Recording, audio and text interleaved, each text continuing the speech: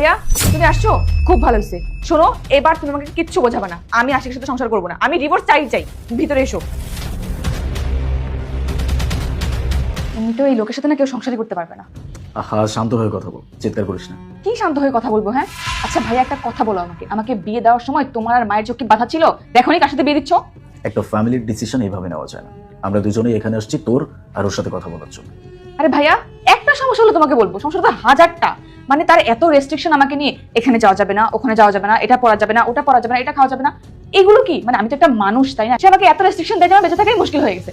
কোথাও গেলে live location দাও, কই আসছো, একটু পরপর কল মেসেজ, এগুলো কি? আমি জাস্ট অসহ্য হয়ে গেছি, আমি ওর সাথে আর সংসার করবো না, ব্যাস। আসসালামু আলাইকুম ভাইয়া।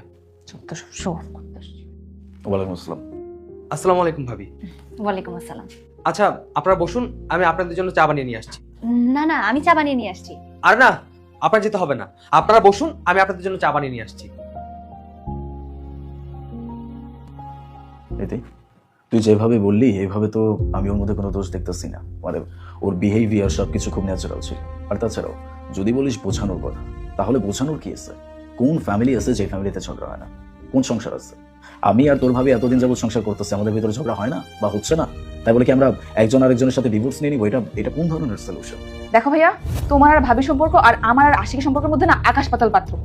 আমি এটাই বুঝি না, তুমি আর মা কি দেখে ওর সাথে আমার বিয়ে দিয়েছিলে? ও তো আমার কোনো চাহিদাই পূরণ করতে পারে না। আমি যদি কিছু বলি যে আমি এটা কিনবো, বলে যে এখন টাকা নেই, এখন সেভিংস করতে হবে, ফিউচার জন্য সেভিংস করতে হবে। আর সেজন্য এখন আমি নিজে জব করি। ভাবলাম যে নিজে জব করবো, নিজে কামাবো, নিজে খরচ করবো, সেটা দেওয়ার সমস্যা। সেদিন একটা পার্স কিনলাম 40,000 টাকা দিয়ে, আমাকে বলছে এত টাকা দিয়ে কেন পার্স কিনলে? এখন তো সেভিংস করতে হবে, নাহলে ফিউচার খারাপ হয়ে যাবে। সেভিংস করার জন্য তো ওর কামাই টাকা রয়েছে, তাই না? যদি আমিও সেভিংস করি, ও করে, তাহলে আমি আমার চাহিদা পূরণ করবো কিভাবে? যদি সব টাকা আমি সেভিংসেই রেখে দিই, আমার তো সব ইচ্ছাই অপূর্ণ থেকে যাবে। ঠিক আছে ইতি, তুমি যেমনটা বলছো ঠিক তেমনটাই হবে। আমরা অনেক ট্রাভেল করে এসেছি তো, অনেক টায়ার্ড। আজকে আমরা গিয়ে একটু রেস্ট নেই, এই বিষয়ে আমরা পরে কথা বলবো, কেমন?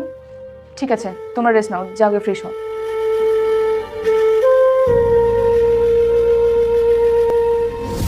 আমি না বুঝলাম না, আমার বোনকে দেখে কি তোমার মাথাতেও ভূত চাপছে নাকি?